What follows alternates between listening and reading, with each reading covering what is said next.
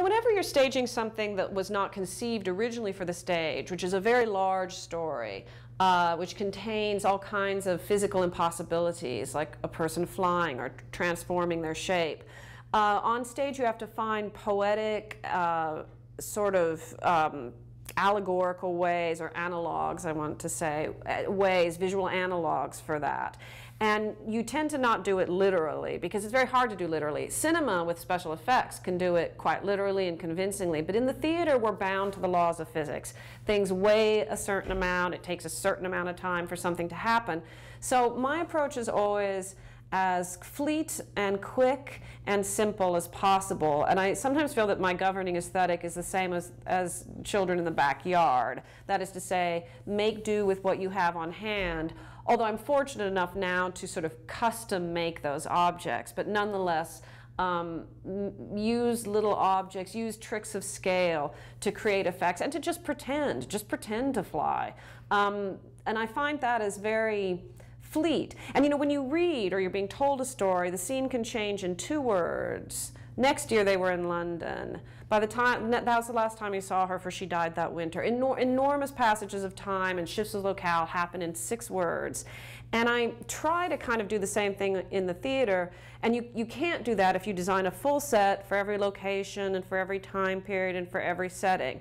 So things are suggested and move very quickly between one and the other. And I don't want to weigh things down too much with big, huge representational different sets of different settings. That said, I always want the environment that a show is in to be transformational, much like the White Snake herself is transformational and can change her shape. I want the set to be able to change its aspect, to seem to change its shape. And I want it to be very, very beautiful. I want it to be arrestingly beautiful.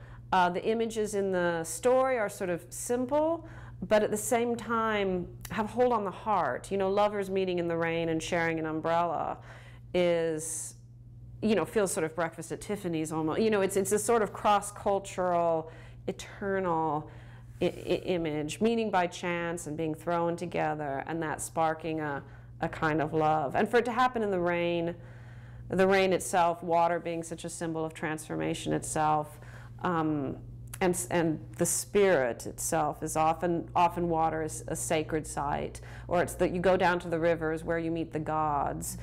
All across the world, that's true. Girls doing laundry are always running into the gods. There's something about that water that feels very important to me for the show, and quite beautiful also.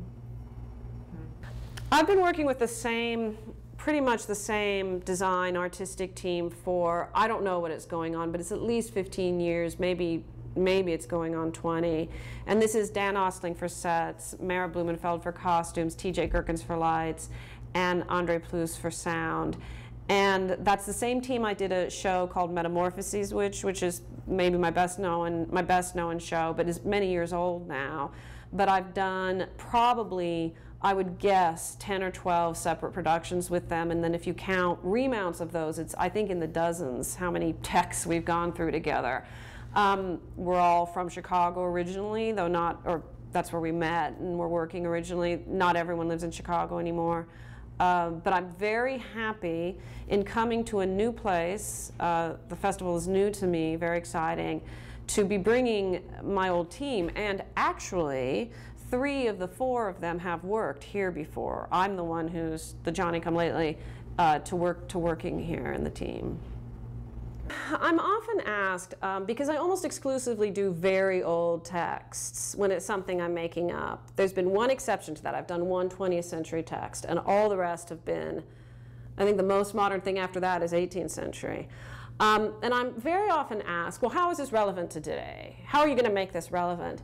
And my answer to that is, it is self-evidently relevant, or it would not still be in our culture. It would not still be alive.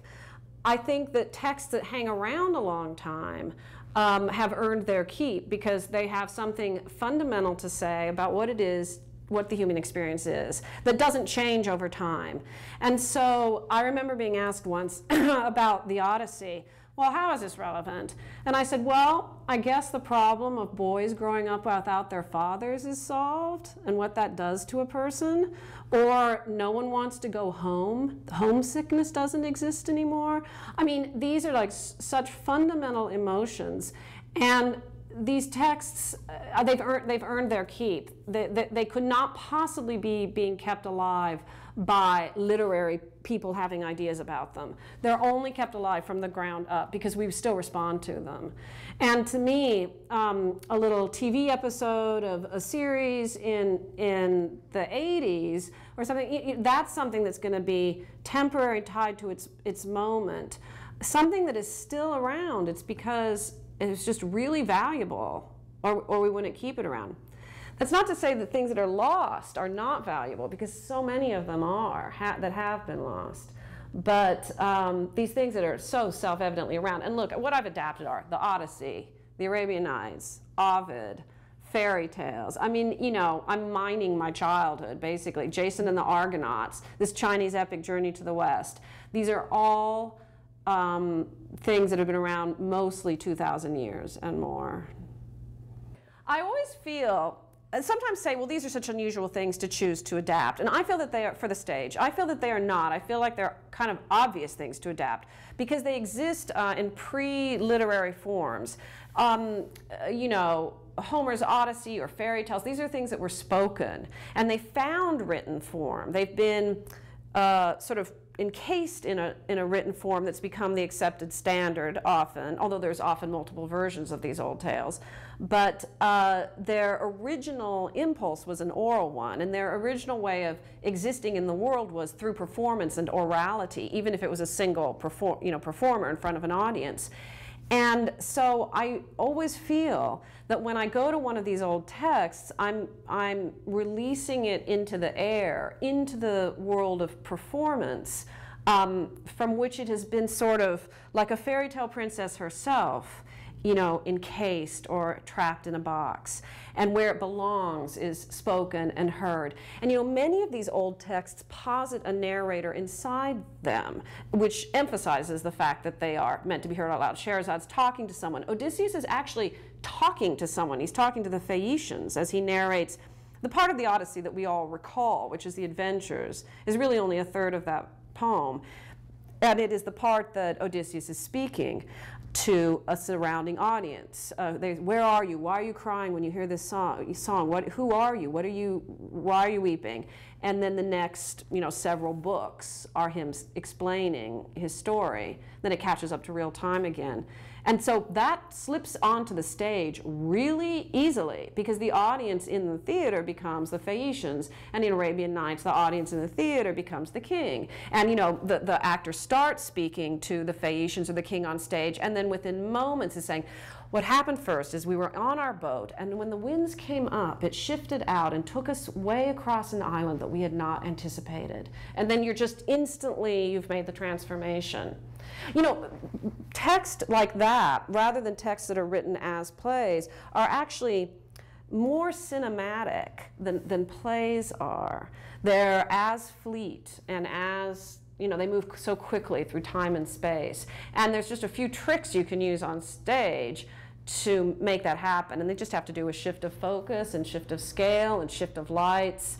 You know, you don't need a whole lot of scenery to make those little shifts, I think.